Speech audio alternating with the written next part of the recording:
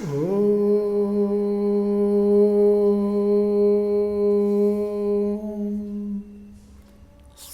ಗುರು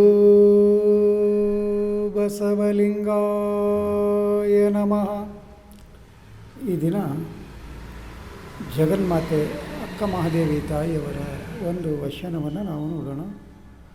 ಚಂದನವ ಕಡಿದು ಕೊರೆದು ತೈದಡೆ ನೊಂದೆನೆಂದು ಕಂಪ ಬಿಟ್ಟಿತ್ತೆ.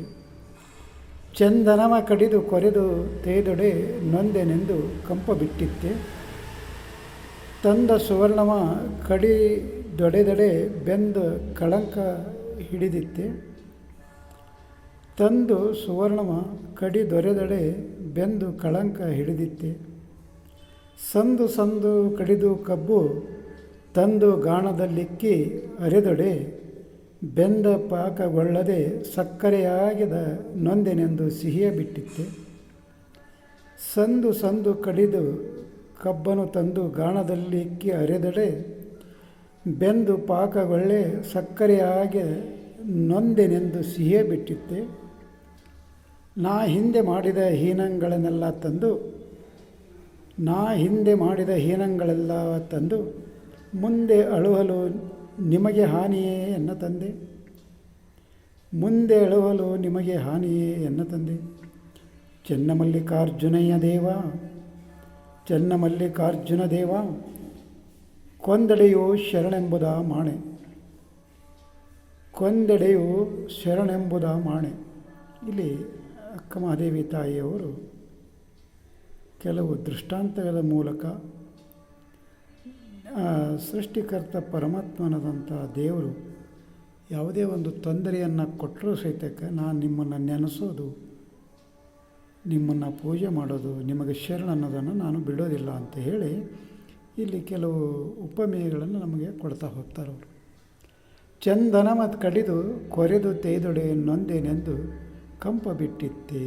ಅಂದರೆ ಒಂದು ಶ್ರೀಗಂಧವನ್ನು ತೆಗೆದುಕೊಂಡು ಬಂದು ಅದನ್ನು ಕಡಿದು ಹಾಗೆ ಮತ್ತು ಕೊರೆದು ಅದನ್ನು ಒಂದು ಸಾಣೆ ಕಲ್ಲು ಅಂತ ಏನು ಹೇಳ್ತಾರಲ್ಲ ಅದ್ರ ಮೇಲೆ ಅದನ್ನು ತೆಗೆದಾಗ ಅದರಲ್ಲಿ ಆ ಚಂದನದ ಗಂಧದ ಅಲ್ಲಿ ಏನು ತೆಗೆದಂಥ ಒಂದು ಗಂಧ ಬರ್ತದಲ್ಲ ಅದು ಅಲ್ಲಿ ನಾನು ನನ್ನ ತಗೊಂಬಂದು ಕಡಿದು ಕೊರೆದು ಮತ್ತು ತೇಯ್ದೆ ಅಂತ ಹೇಳಿ ಅದರ ತನ್ನ ಕಂಪನ್ನು ಬಿಡೋದಿಲ್ಲ, ನೊಂದು ಅದು ತನ್ನ ಕಂಪನ್ನು ಬಿಡೋದಿಲ್ಲ ಅನ್ನೋದನ್ನು ಇಲ್ಲಿ ಹೇಳ್ತಾರೆ.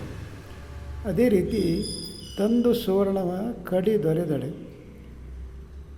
ಒಂದು ಬಂಗಾರವನ್ನು ತಂದು ಅದನ್ನು ಅಕ್ಕಸಾಲಿಗೆ ಕಡಿದು ಮತ್ತು ಬೆಂಕಿಯಲ್ಲಿ ಅದನ್ನು ಕಾಯಿಸಿ ಅದನ್ನು ಒಂದು ಒಡವೆಯನ್ನು ಮಾಡುವಾಗ ಆ ಬಂಗಾರ ಅದು ಹೇಗೆ ಇನ್ನೂ ಆ ಬೆಂಕಿಯಲ್ಲಿ ಬೆಂದು ಅದು ಮತ್ತೆ ಅದರ ಒಂದು ವರ್ಣ ಏನಿದೆಯಲ್ಲ ಬಣ್ಣ ಅಳಿತಾ ಹೋಗ್ತೈತೆ ಹೊರತು ಆದರೆ ಅದು ಕಳಂಕ ಹಿಡಿಯೋದಿಲ್ಲ. ಅದು ಇಲ್ಲ ನನ್ನ ತಂದ್ರಿ ಕಡಿದ್ರಿ ನನ್ನನ್ನು ಉರಿಯಲ್ಲಿ ಬೇಯಿಸಿದಿ ಆದರೆ ನಾನು ಬಣ್ಣ ಬಿಡ್ತೇನೆ ಅಂತ ಹೇಳಿ ಬಿಡ್ತಾನೋ ಅದು ಬಿಡೋದಿಲ್ಲ ಅನ್ನೋದನ್ನು ಇಲ್ಲಿ ಅಕ್ಕ ಮಹಾದೇವಿ ತಾಯಿಯವರು ಹೇಳ್ತಾ ಇದ್ದಾರೆ. ಹಾಗೆ ಮುಂದೆ ಏನು ಹೇಳ್ತಾರೆ, ಸಂದು ಸಂದು ಕಡಿದು ಕಬ್ಬುಣ ತಂದು ಗಾಣದಲ್ಲಿಕ್ಕಿ ಅರೆದಡೆ. ಒಂದು ಕಬ್ಬನ್ನು ಅದು ದೊಡ್ಡದೊಂದು 6 ಫುಟು 7 ಫುಟು 10 ಫುಟಿನಷ್ಟು ಒಂದು ಉದ್ದ ಕಬ್ಬಿರ್ತೈತಿ. ಆ ಕಬ್ಬನ್ನು ಅಲ್ಲಿ ಹೊಲದಲ್ಲಿ ಕಬ್ಬು ಮಾಡೋಂಥರ ಅದನ್ನು ಕಡಿದು ಅಲ್ಲಲ್ಲಿಗೆ ಅದನ್ನು ತುಂಡು ಮಾಡಿ ಅದನ್ನು ಗಾಣಕ್ಕೆ ಹಾಕ್ತಾರೆ ಅವರು. ಗಾಣಕ್ಕೆ ಹಾಕಿ ಏನು ಮಾಡ್ತಾರಂದ್ರೆ ಅರಿತಾರೆ. ಅದನ್ನು ಗಾಣದೊಳಗೆ ಆ ಕಬ್ಬನ್ನು ಅರಿತಾರೆ. ಅದು ಅರಿದ ಆದಮೇಲೆ ಆ ಬಂದಂಥ ಹಾಲನ್ನು ಪಾಕಗೊಳಿಸ್ತಾರೆ ಅವರು.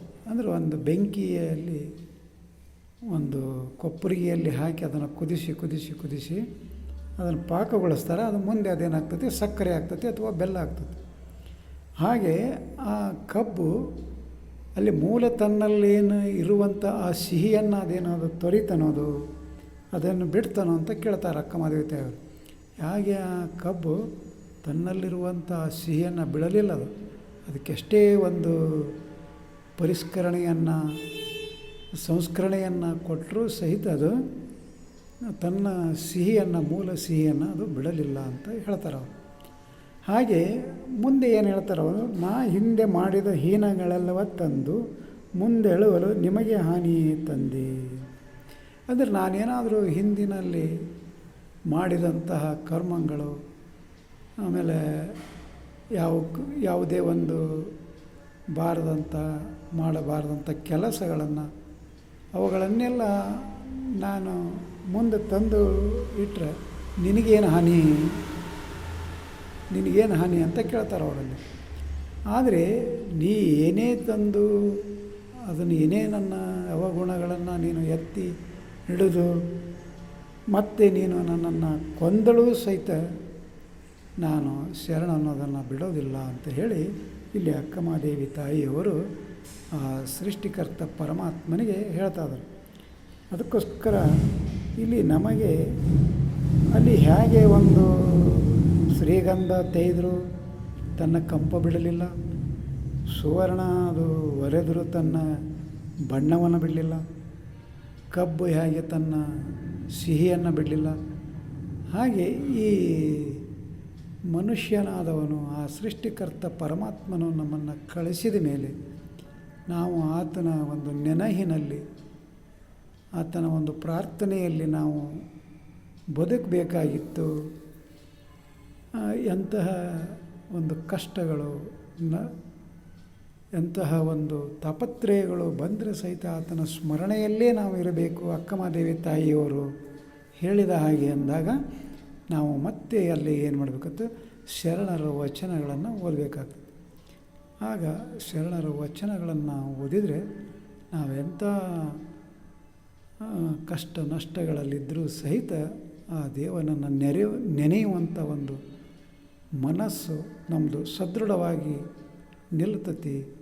ಅದಕ್ಕೋಸ್ಕರ ವಚನಗಳನ್ನು ಓದೋಣ, ವಚನ ಮಾಡಿಕೊಳ್ಳೋಣ ಅಂತ ಹೇಳುತ್ತಾ ಈ ವಚನಕ್ಕೆ ವಿರಾಮ ಕೊಡ್ತಾ ಇದ್ದೇನೆ. ಶರಣು ಶರಣಾರ್ಥಿ.